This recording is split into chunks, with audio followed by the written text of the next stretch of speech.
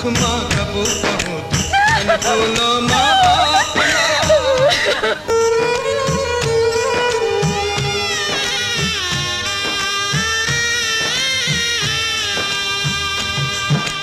पूत कपूत भले हो जाही महतारी के माया पार जैसे गंगा के निर्मल जल दाई ददा के माया।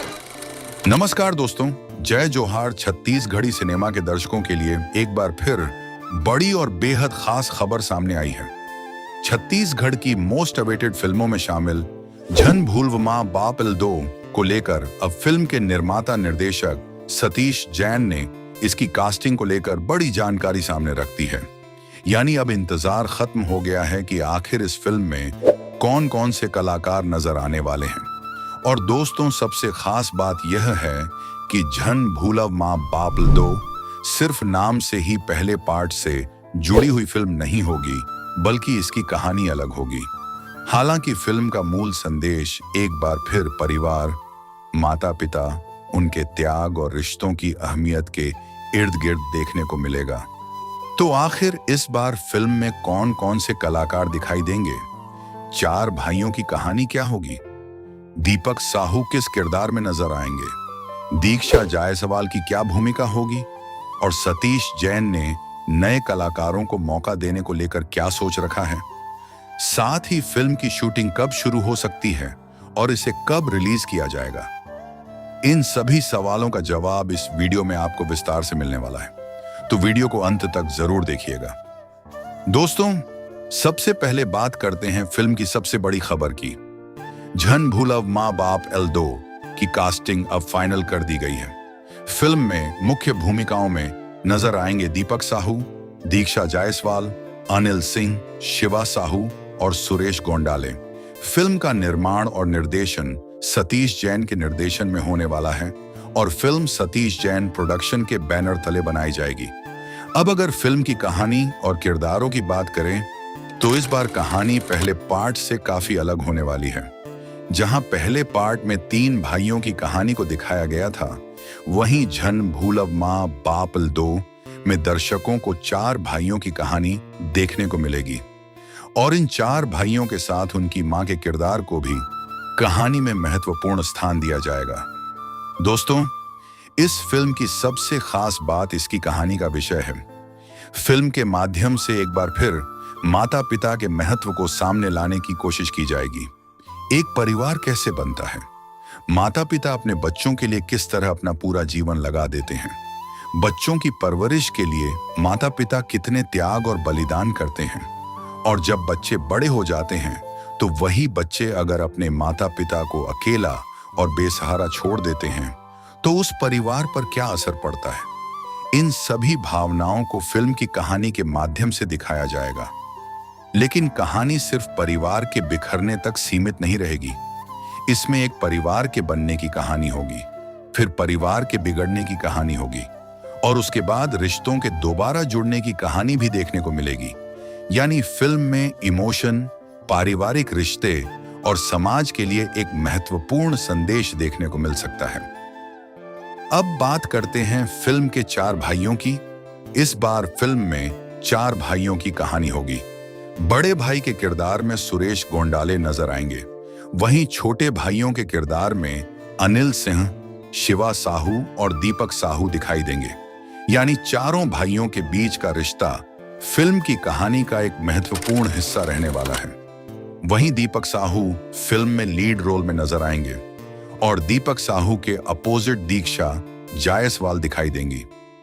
दीपक साहू और दीक्षा जायसवाल की जोड़ी को दर्शक पर्दे पर किस तरह पसंद करते हैं, यह देखना भी काफी दिलचस्प होगा। अब एक सवाल जो दर्शकों के मन में सबसे ज्यादा है, फिल्म में माता पिता का किरदार कौन निभाएगा? तो दोस्तों, अभी माता पिता के किरदारों को लेकर कास्टिंग पूरी तरह फाइनल नहीं बताई गई है। जैसे ही इसको लेकर आधिकारिक जानकारी सामने आती है, दर्शकों को इसकी जानकारी जरूर दी जाएगी। लेकिन इतना जरूर कहा जा सकता है कि माता पिता के किरदार इस कहानी में बेहद महत्वपूर्ण रहने वाले हैं, क्योंकि पूरी कहानी ही माता पिता के त्याग और बच्चों के साथ उनके रिश्ते के आसपास घूमती नजर आएगी। अब बात करते हैं सतीश जैन की कास्टिंग को लेकर सोच की। अक्सर जब कोई बड़ी फिल्म बनाई जाती है तो दर्शकों के मन में सवाल रहता है कि आखिर इसमें बड़े स्टार्स को क्यों नहीं लिया गया। लेकिन सतीश जैन का मानना है कि फिल्म की कहानी ही सबसे बड़ी चीज होती है। उनके अनुसार कहानी ही फिल्म का असली हीरो होती है और कलाकारों का चयन कहानी की जरूरत के हिसाब से किया जाना चाहिए। यानी सिर्फ बड़े नाम या बड़े स्टार को देखकर कास्टिंग नहीं की जानी चाहिए। जिस कलाकार में कहानी के किरदार को सही तरीके से निभाने की क्षमता हो, उसी कलाकार को उस भूमिका के लिए चुना जाना चाहिए। और सतीश जैन की पिछली फिल्मों को देखें तो उनकी कास्टिंग को लेकर दर्शकों का अच्छा रिस्पॉन्स देखने को मिला है। कई कलाकारों को उनकी फिल्मों के जरिए अलग पहचान भी मिली है। इसी वजह से अब झन भूलव मां बाप एल दो की कास्टिंग को लेकर भी दर्शकों में काफी उत्सुकता देखने को मिल रही है। दोस्तों, एक और खास बात यह है कि झन भूलव मां बाप एल दो पहले पार्ट की कहानी की सीधी कॉपी नहीं होगी। इसकी कहानी अलग होगी, लेकिन फिल्म का भावनात्मक आधार वही रहेगा, यानी माता पिता की अहमियत। अब बात करते हैं फिल्म की शूटिंग की। फिलहाल दर्शकों को फिल्म की शूटिंग शुरू होने का इंतजार है। बताया जा रहा है कि फिल्म की शूटिंग जल्द ही शुरू हो सकती है।